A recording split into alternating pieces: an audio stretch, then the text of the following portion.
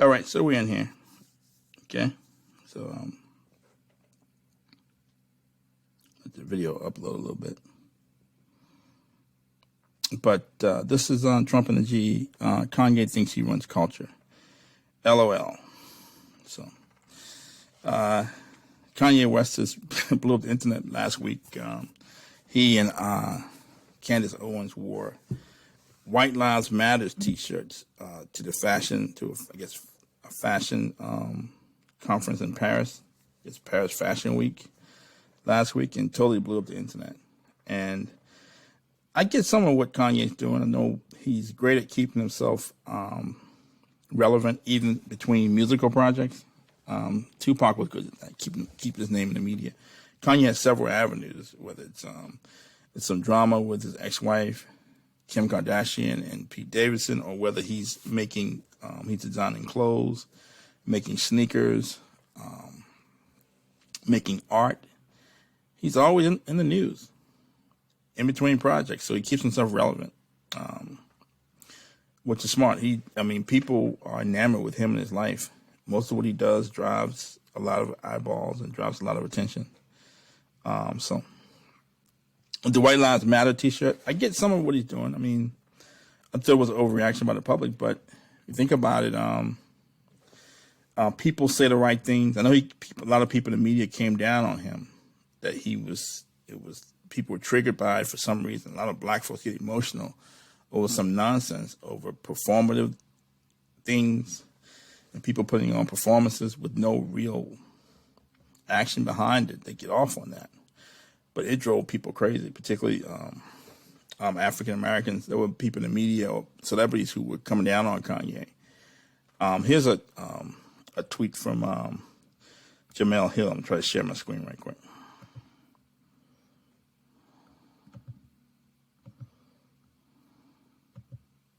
Here's a tweet from Jamel Hill. So many folks are trying to excuse Kanye wearing a White Lives Matter T-shirt.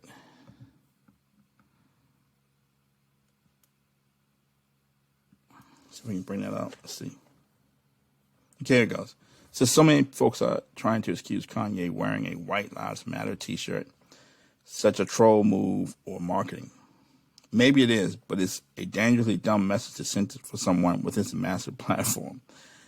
I've been off, dude, but y'all go ahead labeling his foolishness as genius.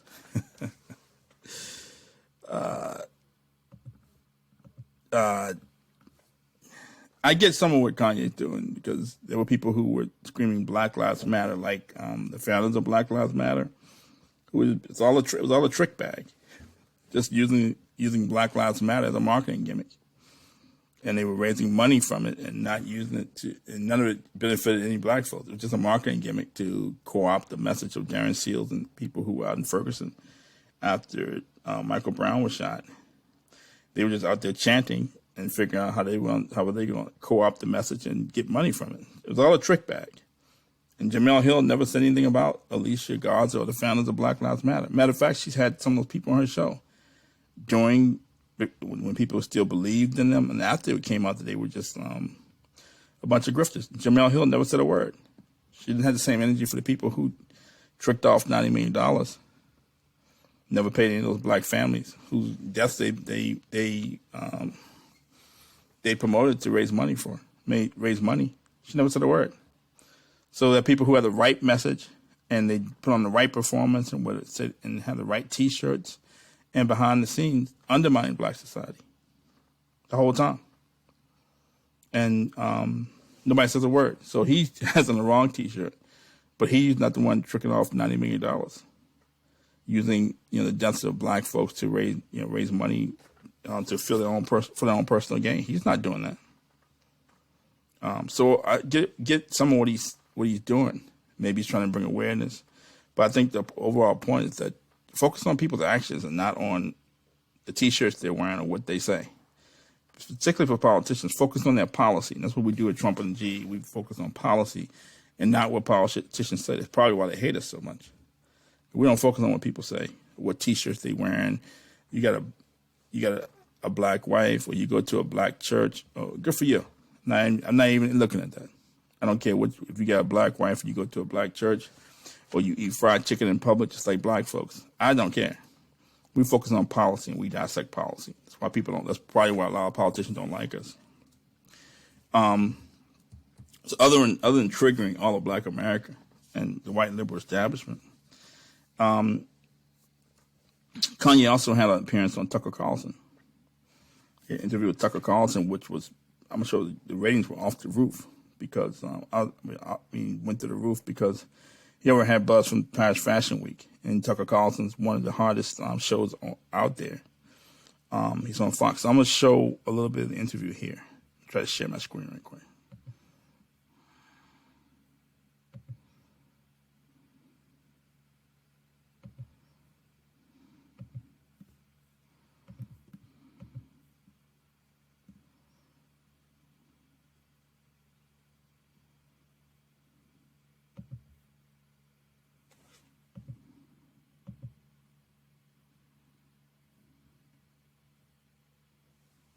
Apparently this thing doesn't want to play. Let's see.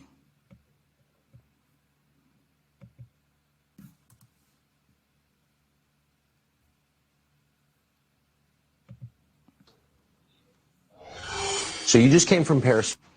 Of Black death in America is abortion. So I really don't care about people's responses. I perform for an audience of one, and that's God. I'm starting to see why they want to make you be quiet. When did you start to feel this way?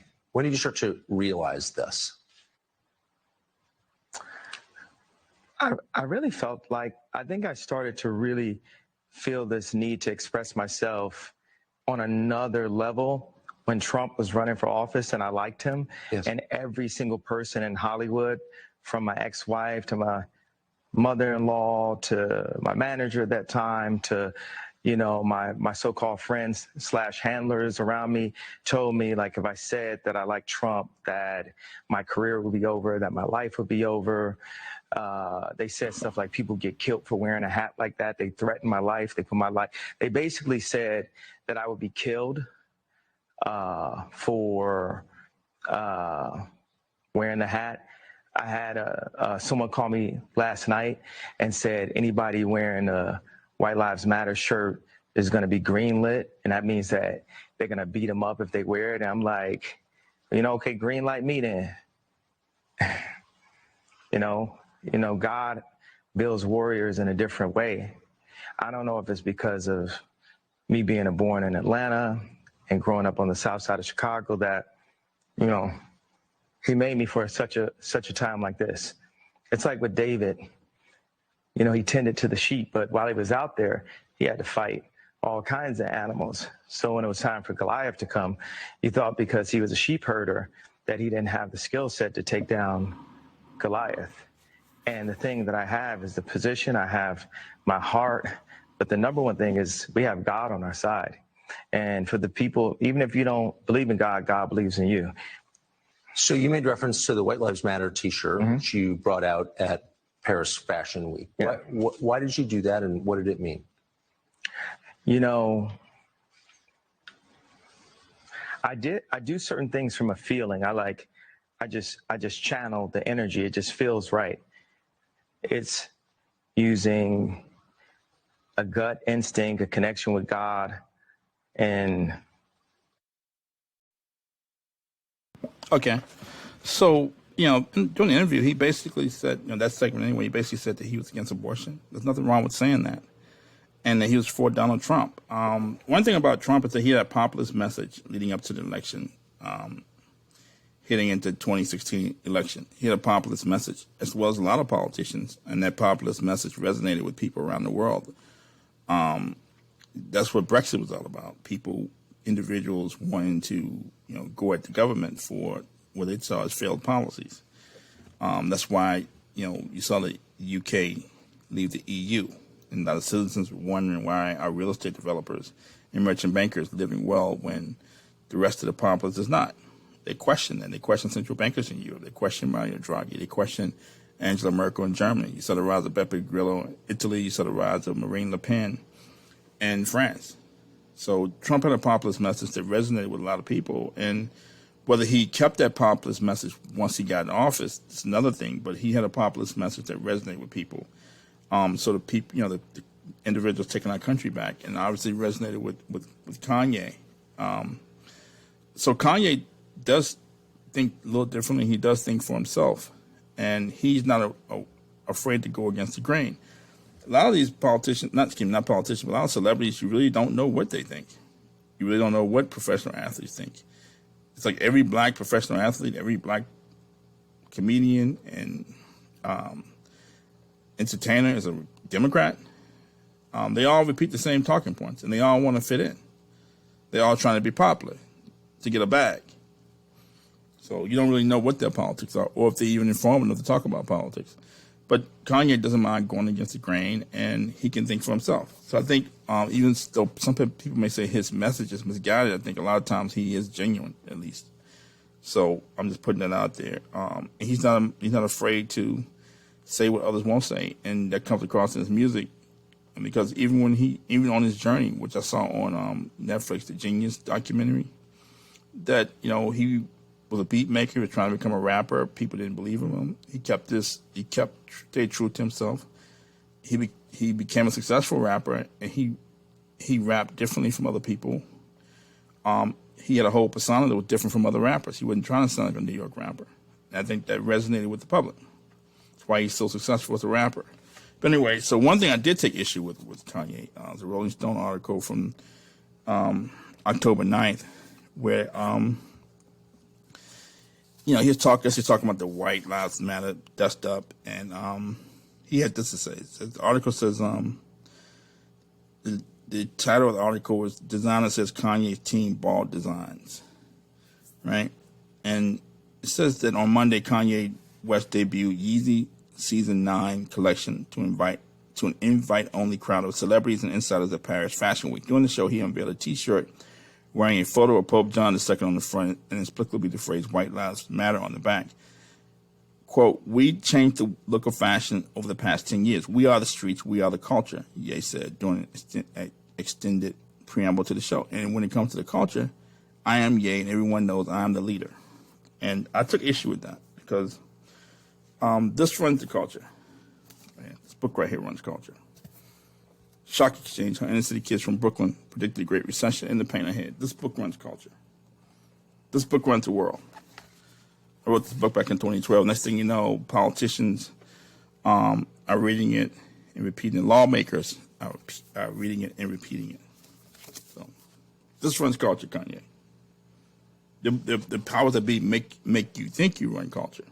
They make you think you run things. And propping up entertainers and celebrities is part of a, particularly for the U.S. propaganda program to keep the public distracted and uninformed. I think the art should reflect the times that we live in. And I think in a lot of ways Kanye's art does reflect the times we live in. But when I write this is what policymakers listen to. This is what they use to set policy. This is what presidents read to set policy. This runs culture, Kanye, not a comedian or entertainer or a rapper. I beg to differ. And when I write about the economy, people repeat what I say verbatim. Or write about other things. I won't get too much of the book. Or write about other things. Politicians repeat what I say verbatim. Lawmakers repeat what I say verbatim. Now you hear economists talking about the next recession. You hear Jamie Dimon talking about the next recession and how hard it's going to be, which I predicted years ago. You hear Kathy Wood talking about the next recession, which I predicted years ago. You hear people in the media talking about civil war, which I predicted years ago. Social unrest due to failed policies from lawmakers. Now people repeating what I wrote about years ago, what I predicted years ago. Shock Exchange runs culture, runs the country. And I know Kanye made a statement that he doesn't read. A lot of what he's talking about now about Jared Kushner, I wrote about Donald Trump in my book before he became a presidential candidate. I wrote about Jared Kushner before he became a presidential candidate. The government props up entertainers and athletes and comedians to keep the public distracted and uninformed. While the same policymakers who prop up these entertainers, they're trying to dim my light. They're copying what I'm saying, but pretending like they don't know who I am. So it's laughable that Kanye West thinks he runs culture. This runs culture. Right here, this book right here, the greatest book ever written, bar none. It runs the country, and people repeat what I say verbatim, but they'll never cite the source. I'd love to have Kanye on the show, Trump and the G. I'd love to have him on the show. We can chop it up. But Kanye says a lot of things that people think are controversial. Some are accurate, some may not be so accurate. But as far as him running culture, if he thinks he runs culture, he thinks he's having that type of impact. Kanye West is high on dog food. That's Trump and the G. Kanye thinks he runs culture. Thanks for tuning in. Thank you.